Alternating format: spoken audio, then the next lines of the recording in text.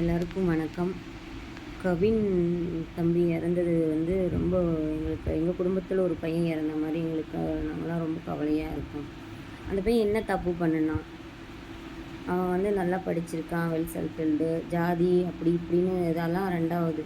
அந்த பையன் மட்டும்தான் லவ் பண்ணானா? ஏன் அந்த பொண்ணுக்கு வந்து அதில் பங்கே இல்லையா? அந்த பொண்ணோட தம்பி வந்து அந்த தம்பி கவினை கொல்றதுக்கு என்ன இருக்குது? உங்கள் அக்கா கிட்ட சொல்லி நீ உங்கள் அக்காவை வந்து பேசி பண்ண முடியல, உங்கள் அக்காவை குத்தி கொல்லு, அதோட முடிஞ்சிருக்குமில்ல.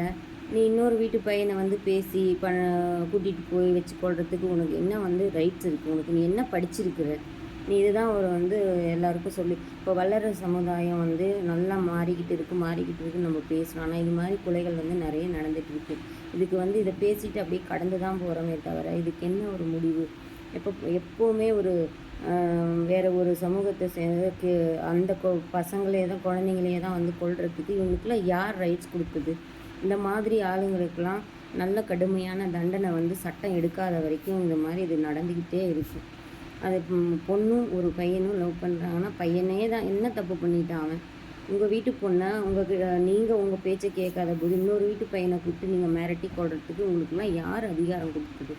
இந்த சட்டம் வந்து உங்களுக்குலாம் வந்து ஏதோ ஒரு வெளிநாட்டிலலாம் வந்து அந்த ஸ்பாட்லேயே கொள்கிற மாதிரி இவங்களுக்கெல்லாம் கையை வச்ச உடனே கூப்பிட்டு பேசுங்க. பிடிக்கலைன்னா உங்கள் பொண்ணை உங்கள் ஜாதியில் கட்டி கொடுத்தோ அவங்க என்னமோ பண்ணி தொலைங்க, அது உங்களோட விருப்பம்.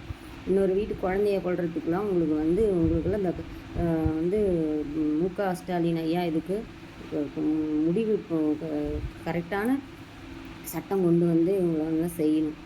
அவ்வளோதான். எங்களுக்கெல்லாம் ரொம்ப இதெல்லாம் இதுக்கான போராட்டம் எல்லோரும் நாமளும் சேர்ந்து மு.க. ஸ்டாலின் ஐயா கிட்ட கோரிக்கை நாங்களாம் வைக்கிறோம். இந்த மாதிரி இன்னொரு சம்பவம் நடக்காமல் இருக்குது. இது ஒரு சம்பவம் இன்றைக்கி கவின், இதுக்கு முன்னாடி இளவரசன், அப்போ நிறைய இது மாதிரி நடந்துகிட்டே இருக்குது. பேசுகிறோம், கூட்டம் கூடுறோம், அவ்வளோதான் நம்ம பண்ணுறது.